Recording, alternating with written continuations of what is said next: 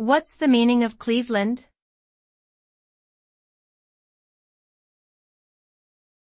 Cleveland.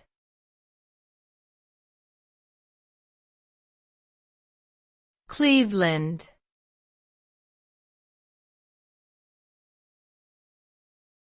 Cleveland.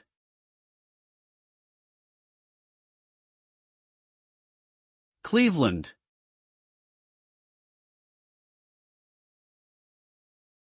Cleveland is a city located in the state of Ohio, in the United States.